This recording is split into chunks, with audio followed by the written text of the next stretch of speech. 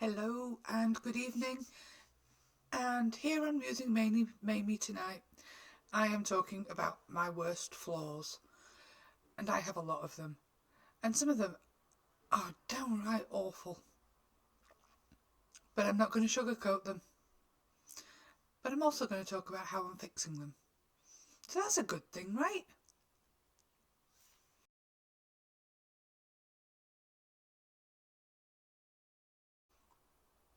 So, my flaws. They're not pretty, they're not good. This is not me talking about my greatest weaknesses in a job interview. I am not going to sugarcoat them because unless you actually identify your biggest problems, they haven't got a hope in hell of actually fixing them. So I'm laying them out. It's not nice.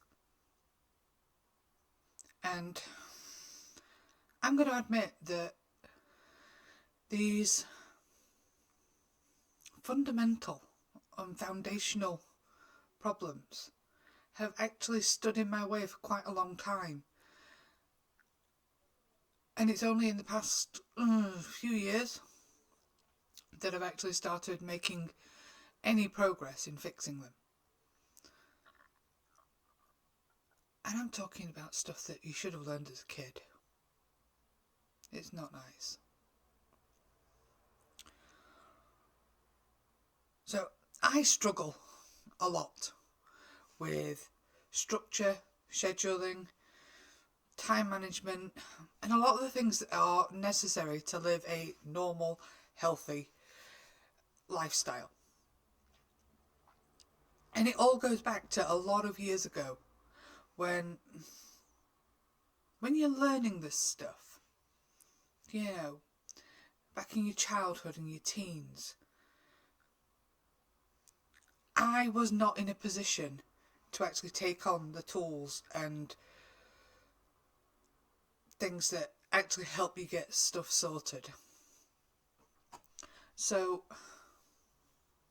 it's not my parents' fault. They did their very best to instill things in me, like being tidy and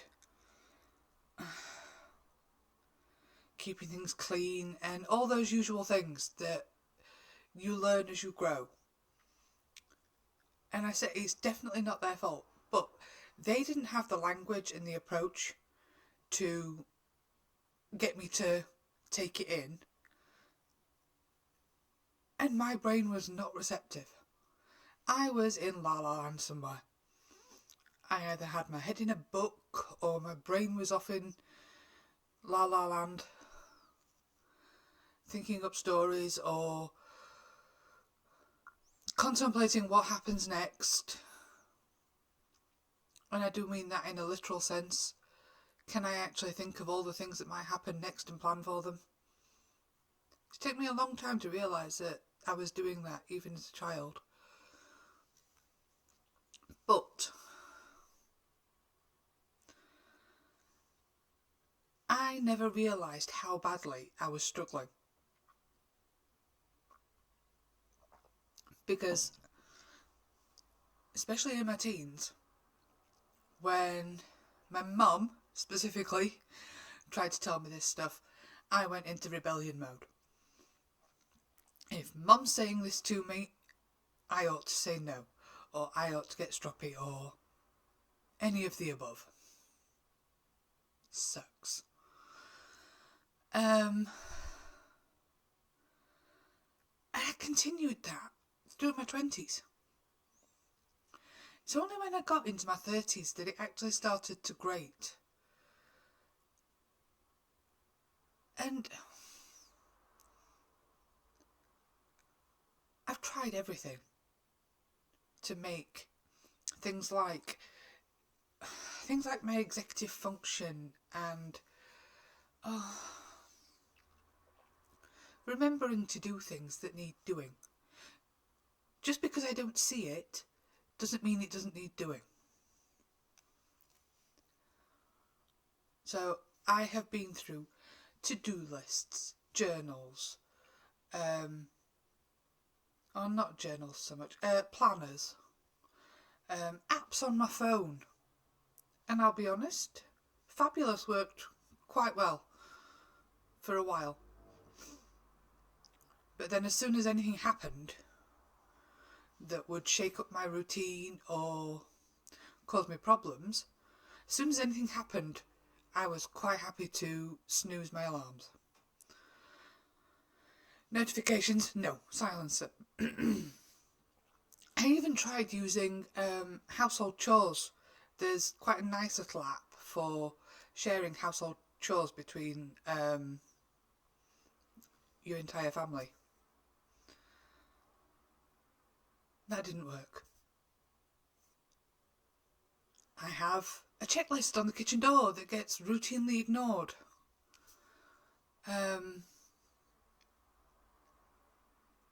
But I have started making an impact. Like I said, some things work short term. But as soon as anything happens to throw off a rigid schedule, excuse me, I get lost. And given that life happens, it does, things happen, I don't know what to do. So yes, and I'm honest, I can quite easily, at times of stress or an upset schedule, I will regularly forget things like waking up and brushing my teeth and cleaning my face. I will completely ignore cleaning. Oh, I'll tidy. I will pick things up and put them in their places, and actually cleaning spaces, I'm terrible. But I'm just about functional when I'm stable. But as soon as I'm not stable, those things can cause me problems. And like I said, apps, checklists, planners, the lot, tried them all. And they only work, for me, when things are running smoothly. And we all know that life is not sunshine, roses, and smooth sailing. We get things that completely derail our train.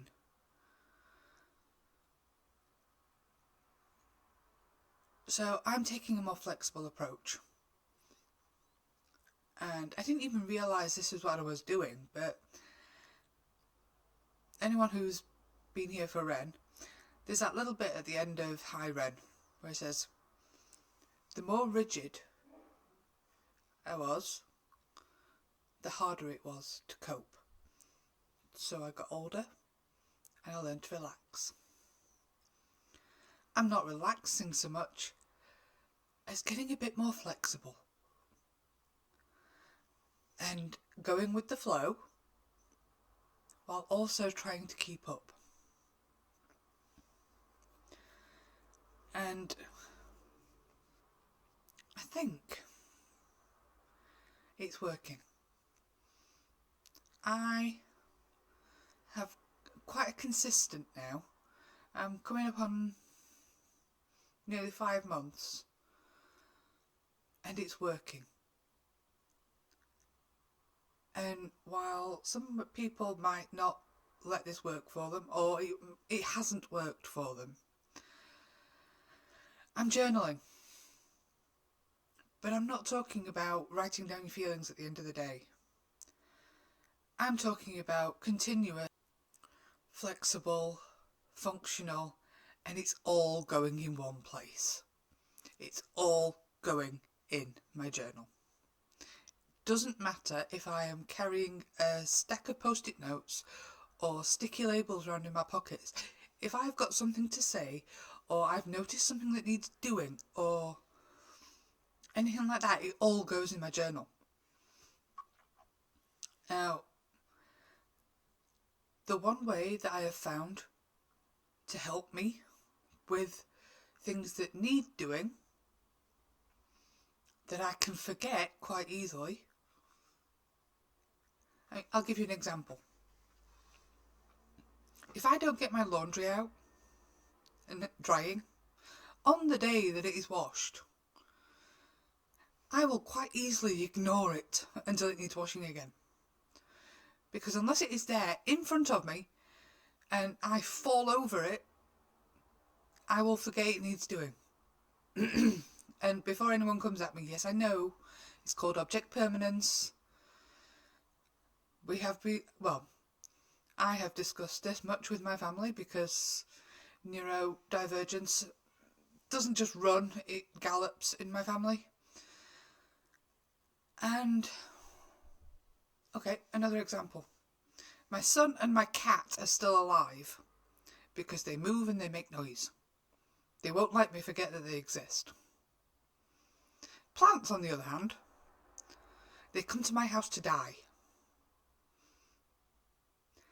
Because they don't move, they don't make noise, and I forget they exist. Same with everything else. If it doesn't move, if it doesn't shout at me, or somebody else doesn't shout at me to tell me about it, I will forget it needs doing. So, right now, the journaling thing, I'm going to go into journaling on my next one because it's quite a detailed and interesting approach to journaling that I don't think I've ever read about anyone else doing. So if journaling hasn't worked for you before, I suggest you try that one next. But no, I do have ticky lists, but I can't have one pre-prepared that has all the stuff that needs doing. I have to write it out myself, preferably within 12 hours of wanting to complete the task. And it sounds a bit counterintuitive that you have to write it out every single time. But the act of writing it down, the very physical act of with a pen or a pencil or whatever, is much more conducive to making it stick in your brain. And if you look for it, there are dozens of studies that actually tell you handwriting is extremely important to retaining information. They've talked about it for Alzheimer's patients and kids' learning experiences. With the introduction of tablets and computers, information goes into your brain much easier if you handwrite it than it does if you type or tap on a screen. And that works all the way through your life. Back to the whole planning thing. I found the sweet spot. Between 9 and 12 hours, if I want to get something done in that period, I have to write it down and get it done within that period. Because if I don't, it won't get done. But the act of writing it down makes it stick in my brain. And not just, I need to do that today, and it sticks in my brain. But also, it reminds me that it needs doing continuously. So, if I know that I need to do my laundry on Wednesday, every time I write down to do my laundry on Wednesday, it's another example of that sticking in my brain. It's another time. It's not just brain memory, it's muscle memory because I'm writing it down under the day Wednesday and Saturday and perhaps even Monday depending on the season. Yes, every morning I write down that I need to do my ablutions, which is, wash face, brush teeth, go shower, do hair, that kind of thing. I write down to make my bed. Now, that might seem like a bit of a frivolous thing for someone who struggles to get stuff done, but I like getting into a made bed. It makes me happy when I crawl into a made bed at night. I sleep better.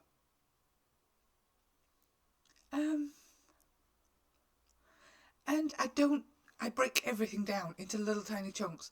I can't do something like, I can't write down clean kitchen because that just seems like a massive task. I just look at my kitchen and think, So I break it down into little sections. Countertops, hob, dishwasher, sweep. Now all of those added up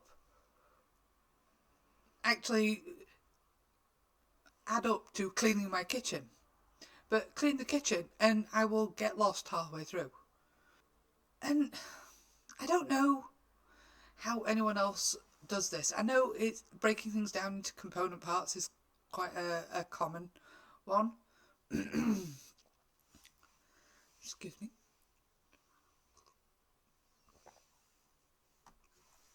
And it's working for me. But the very act of writing it down means I do it.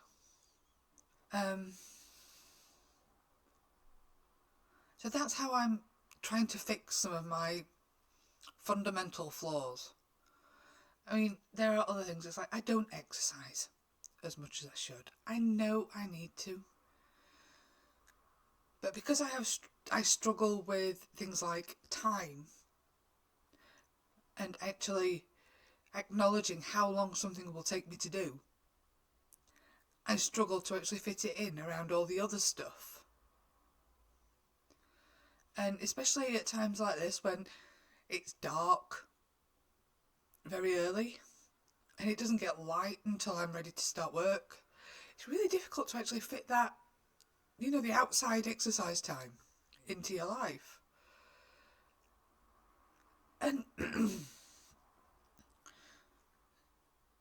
so I've actually started, when it comes to like my morning checklists or my afternoon checklists, I have a maximum number of tasks I can add to my morning. And that is 8. Sorry, no, 10 in the morning. And they're all short, but I'm actually timing them so that I can actually see how long certain tasks take. Because if I know how long tasks take, I know how to fit them in. I know how to fit little bits in. So I know that my son and my husband will leave about 6:15 in the morning to get my son to school and my husband to work. That gives me 45 minutes between them leaving to get stuff done. To do things like empty and refill the dishwasher and set it running. Sort the laundry out into colours so that I can put that in. And so it's about timing things and making sure I have time to do certain things. And it sounds really, really annoying and specific. And it also almost sounds like I'm being more rigid. But if I know how long something takes, if I can actually implant that into my brain by repetitive action, like repeatedly timing it, doing it multiple times, it's not about being rigid. It's knowing what time I have to do certain tasks. And if I know that, if I get that ingrained enough into my mind, I might have a better chance of figuring out what other time I have to do other things that I want to do. And knowing that I can still get the stuff done, that the fundamental stuff, the stuff that really needs doing. Yeah, I'm quite evangelical about this. Not in a religious way. Because anyone else that has struggled with managing time or managing schedules or sticking to a routine, because I'm one of those weird paradoxical people. I absolutely crave structure and order and tidiness and things like that, but I really struggle to maintain them. Really struggle. When I see other people's mess around me, it makes me very anxious and very uptight, but I don't see my own mess. Because to me it's not mess. I know where everything is. But other people's around me, My shoulders end up in my ears because I just get so tense and anxious about it. And that's just bizarre, isn't it? But anywho, my journaling approach is possibly counterintuitive, weird, and approaching the bizarre, but it's working for me. I am wearing clothes with pockets so that I can carry around a pen and either a pad of sticky notes or some sticky labels, because I can't carry my journal everywhere. It's too heavy. It doesn't fit in a pocket. And if I got a small one, I'd go through it in like a few days.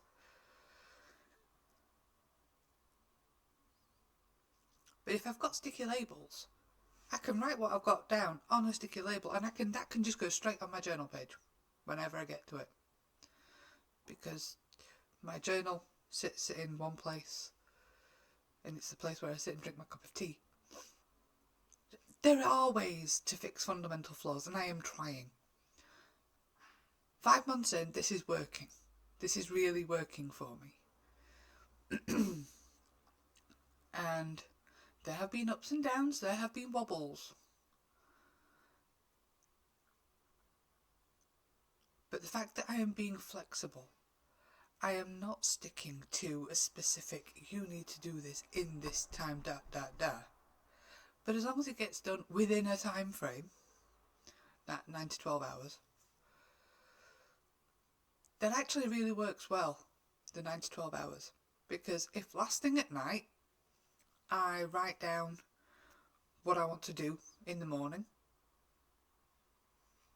when I wake up, I have had several hours to think about it, or dream about it, or whatever, cogitate, and I wake up knowing what I've got to do. But it's there, it's already there, whirring in my head when I wake up, or when I've woken up. It usually takes about 2 cups of tea. So, yes, there's a Terry Pratchett quote from Discworld, and it's not about fundamental flaws or anything like that, or working out your executive function or your object permanence or anything like that. But the quote goes, only those with their feet on rock can build castles in the sky. Now to me, that sounds like saying you can't build something spectacular and amazing if you don't have strong foundations. My next video is actually going to be about my journaling. And just so that you understand where I'm coming from, the first journal that I started writing in about 5 months ago, I actually titled it. The first page, it was Foundations for Greatness. Now, I don't think that I'm going to achieve anything spectacular. You know, I am not going to change the world. But I think that I can achieve something so much greater than I've already achieved. But I need my foundations first. So that's what I'm doing right now. I am building my foundations. And hopefully they'll stick and won't crumble under whatever else I end up doing. But these are my foundations.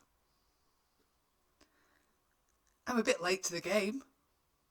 I should have started these about 30 years ago. But it's not too late. I still have a brain, it's still functioning. And I haven't lost my marbles yet. So, I could start digging and start building. And if any of this was any use to you, great. But if not, and you think I'm talking trash, we'll see. Ta-ta for now.